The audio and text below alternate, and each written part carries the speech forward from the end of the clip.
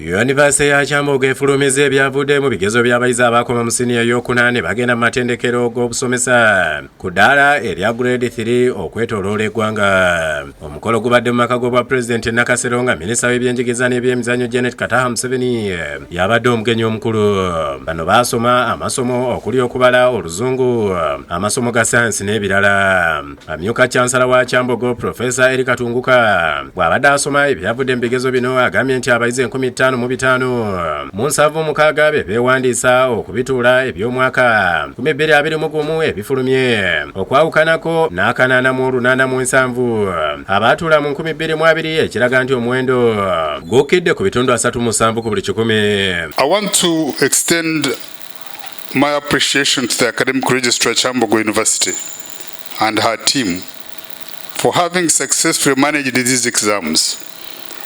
I would also like to commend the principals of primary teachers colleges, the dean, faculty of education. Ategeezezza nti abayizi ebitundu 97 ku buli 100 bayise ebibuuzo bino era basinze kukola lulimi Lungereza. The best performing college in the 2021 primary teacher education examinations was Buhunjiro PTC, which is located in the Sinjiro district.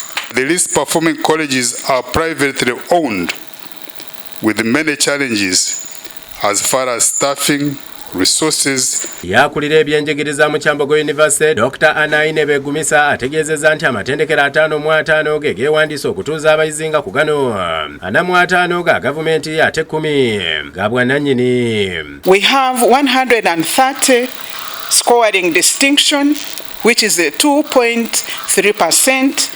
We have 3,616 scoring a credit. Minisita w'ebyenjigiriza ebisookerwako Dr. Joyce Moriku Kadukyu asabye abakulira amasomero mu ggwanga okufaayo ennyo ku ndabirira y'abayizi okumalawo embeera y'abayizi okulya emmere ebeera ekoze obutwa. Let's try as much possible to take the learners as key priority and take maximum care. Minisita Janet Kataaha Museveni yeebazizza bonna abakwataganye ne Kyambogo University okulaba nga abayizi bafuna obuyigiriza obulungi okuva lwe baakwasibwa obuvunaanyizibwa mu 1989 okutuusa olwaleero.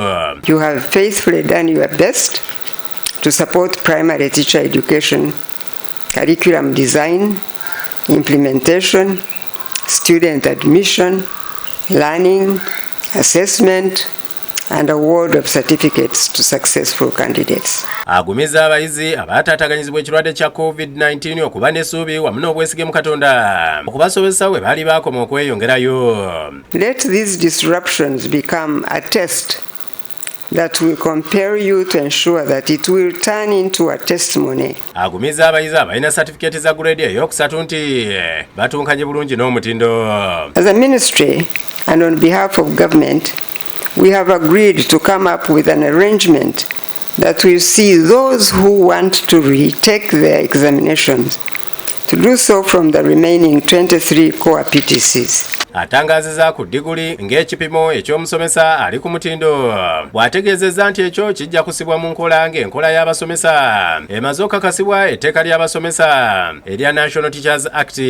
Soon, we shall be seeking cabinet approval of the National Teachers Bill before it proceeds to Parliament for consideration. In the meantime, nothing stops any teacher who wants to upgrade to do so well ahead of time. Mukyala Museveni awabudde nti agabadde amatendekero g'abasomesa bano bwe gagenda okufuulibwa amasomero ga siniya oba amatendekero aga waggulu.